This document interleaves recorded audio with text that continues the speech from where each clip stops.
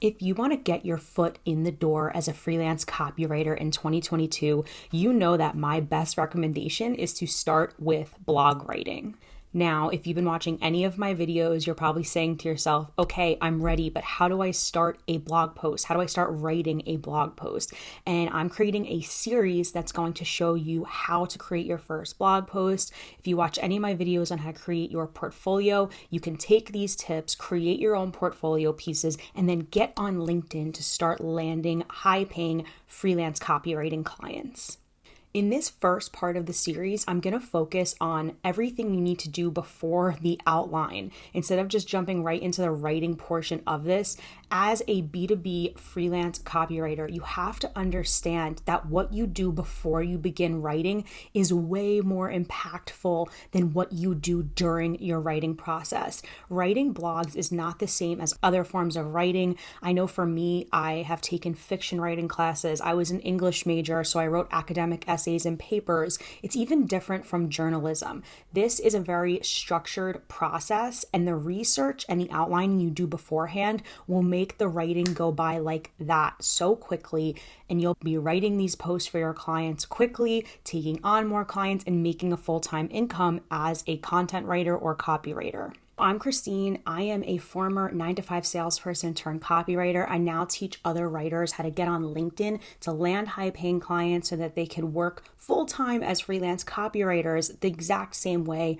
that I did. Now, I'm going to fast forward to the scenario where you've just been assigned a blog by a client and you might be asking yourself, oh my gosh, what do I do? Well, the first step to take is familiarizing yourself with their brand and their product. Typically, when you first start working for a client, they'll start you off by sending you a brief, which is basically notes and outlines telling you what you should be writing about. It'll probably include SEO, search engine optimization, keywords. Typically, a client will send you resources from within their company, internal resources that allow you to learn the brand from them. This is really key. You want to start by reviewing all of these documents. Now, it can be a little bit tedious and boring to go through all these documents. So what I recommend is that you get a legal pad and split it down the center. Just literally draw a line right down the center. I use a note-taking process by Jim Kwik. That's Jimkwik.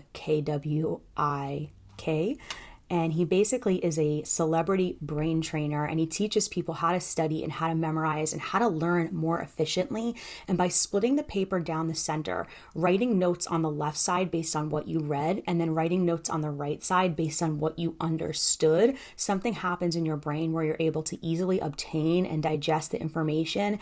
And whenever I've done this while in the research phase for a client, it's made the writing process so much easier because I just found that the information sticks in my brain, allowing me to write quicker. Now, unfortunately, many clients will not give you adequate notes, resources, especially if they're an early stage company or they have a small marketing department and these materials just don't exist. That's when your own research has to start. Take a scan of their online presence, Google search them, look at their existing blogs, look at their existing podcasts, look at any existing information about them online. Now, if you're trying to learn what their product is, which there's always a bit of a learning curve, especially for me because I'm a technology writer specifically in the software space, I understand software in general, but every client has a different product for me to learn. The easiest way, typically in B2B, especially if you're a software writer, is to look for something called an explainer video. Many companies invest in a video that can explain what it is their product does in under 3 minutes so that it's really easy to digest. Why this is powerful for you as a writer is that it condenses down the product so that you can understand it quickly.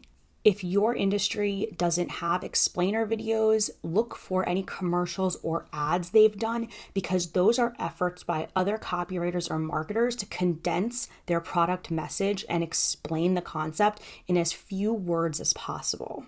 Now, sometimes on the brief, other than those keywords, the client will provide something called SERP competition, SERP.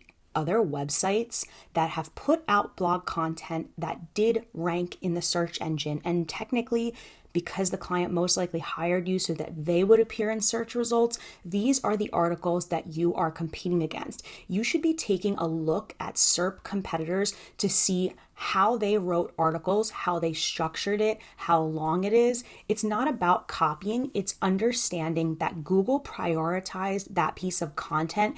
Therefore, your content should resemble it at least a little bit because it's clearly what Google thought the reader wanted to see.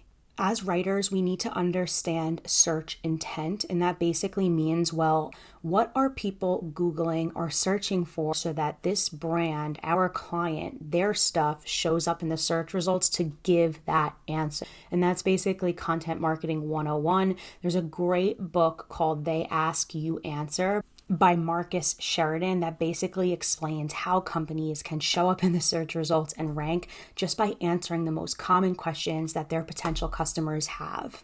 Now, on this note of search intent, one of the most important things you need before you begin writing is knowledge about who their ICP is. ICP stands for Ideal Customer Profile. Understanding who your client's ICP is critical, because that's going to determine the spin that you put on this article. It's not just determining what Google wants to know so that your client ranks.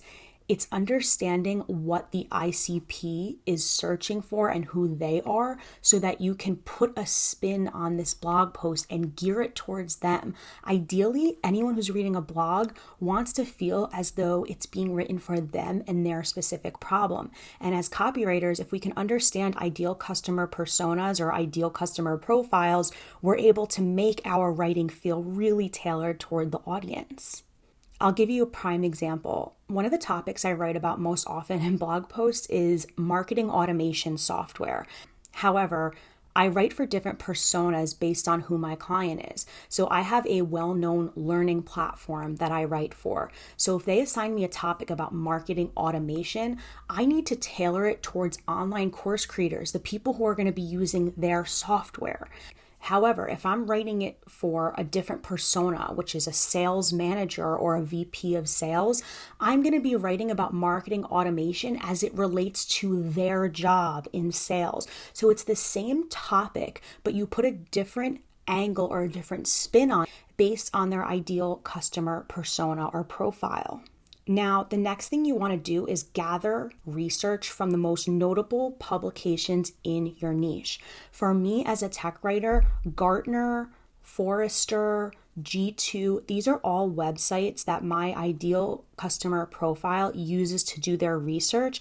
Therefore, I should be using the publications, the papers, all of the information that they're publishing to inform my writing.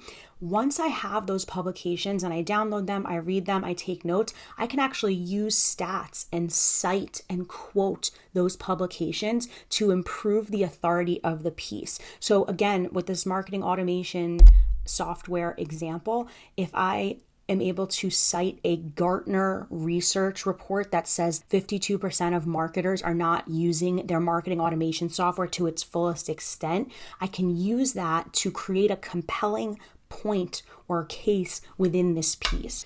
Now, here's one of my secrets for making my blog posts sound really conversational and really authentic is to see what other people in the industry are saying by eavesdropping online.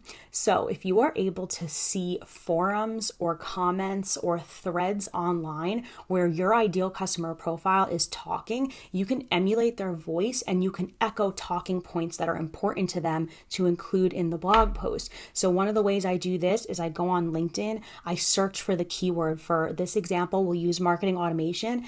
If I see that sales leaders are creating posts that are talking about marketing automation, I can use their points in my piece. That way, when they're reading this piece, they'll say to themselves, wow, this must be written by somebody who really knows our industry because this is what we're talking about right now. These are the conversations we're having. Here's my final tip.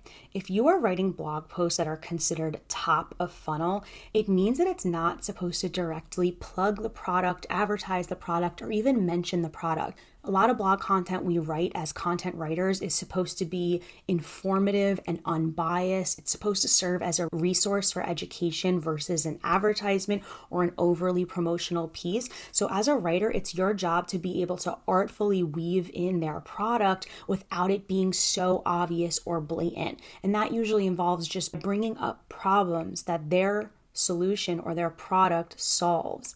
If you can find a way to creatively weave their solution or product into the piece without it seeming promotional, from the reader's perspective, it just makes sense that after they read this piece of content, they'll naturally be searching for your client's solution. And that's when you know you've written an effective blog post. If you want more information about how to become a freelance copywriter, make sure you subscribe to my channel. This is only part 1 of my blog post writing series, so make sure you're subscribed so that you can come back for part 2 where I get more into the nuts and bolts of my writing process. See ya.